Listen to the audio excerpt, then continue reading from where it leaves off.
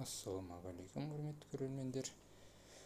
Бүгін қалай ақшамен биржада өзіңіздің шотыңызды толтыру туралы қарастыратын боламын.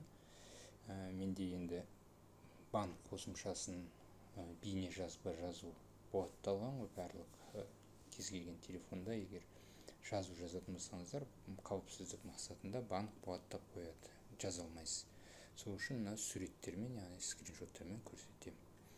Центр кредит банкінің BC KZ қосымшасын қосасыз. Сонда басты бетте мына оң жақта төменде сервис деген батырманы басасыз. Содан кейін келесі бетте мына сервистер тізімі шығады. Осы жерде төменгі жақта, сол жақта криптовалюта басамыз. Сол криптовалюта басқанда бізде Центр кредит банкінде екі биржа қосылған. Оң жақта тұрған ATX өткен сабақта қарастырамыз, және мына сол жақта тұрған Bybit биржасы. Мына жерде Bybit жазуының астыңғы жағында әмиянды байланыстыру деген батырма бар, соны басамыз. Содан кейін Bybitте тіркелген электрондық поштамызды, құпия сөзімізді жазып, кіру батырмасын басамыз. Әдетте мынау пазл, Bybit биржасының осы пазлды жинау керек. Солай барлығын дұрыс енгізсеңіз, сізде алдындағы жаңа әмиянды байланыстыру деген орнына мынандай екі батырма шығады: толықтыру және ақша алу. Және жоғары жағында сіздің балансыңызды көрсетіп тұрады. Толықтыру батырмасын басамыз. Мына жерге жоғары жағына соманы енгіземіз. Төменгі жағында қандай сізде шотта ақша бар, сол шотты таңдайсыз. Және төменгі жағында жалғастыру басасыз. Осылай жасасаңыз, осыдан кейін тағы SMS банк қосымшасы сұрауы мүмкін мақұлдауға. Соны енгізгеннен кейін сізге депозит биржадағы есеп шотыңызға ақша банктен барып түседі. Енді ол шамамен әрқалай енді ары кетсе бір 15 минут ішінде түсу керек. Енді қайттан Bybit биржасына көшеміз.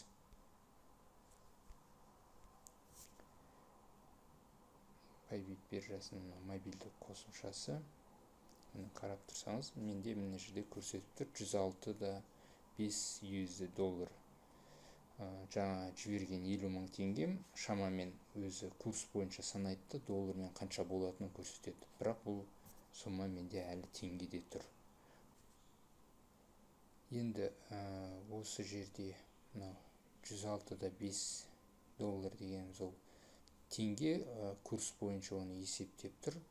Бізге енді осы теңгеге USDT сатып алу керек, яғни сандық доллар. Ол үшін ортаңғы жақта марапаттар, фиат, осының оң жағында тұрған тағы деген батырманы басамыз. Ортада криптовалюта сатып алу деген батырманы басамыз. Жоғары жақта теңгені USDC деген токенге ауыстырайын деп жатыр. Енді біз қазір USDT мен қарастырып жатырмыз, сол үшін мынаны сатып алуға USDT қоя салайық. Енді қарасаңыз, мына астыңғы жағында KZT қалдық дегенде мен 50 мың теңгеге толтырғам, қолжетімді 50 мың теңге. Сізде егер банктен ақша аударғаныңыз бәрі сәтті өтсе, осы жерде аударған сомаңыз көрсетеді. Енді ауыстыру үшін жоғары жаққа теңге, қанша теңгеге сатып алғым келеді, соны жазам, 50 мың теңге. Содан кейін келесі деген батырманы басам. 106 емес, 103 доллар болады екен.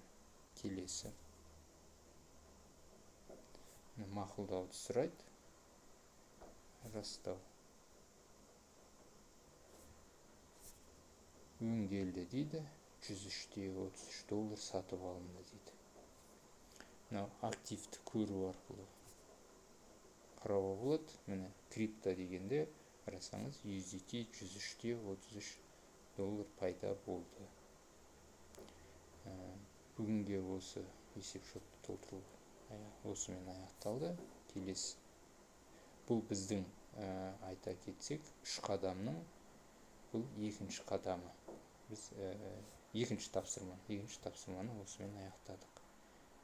Келесі сабақта 3-ші тапсырманы орындаймыз.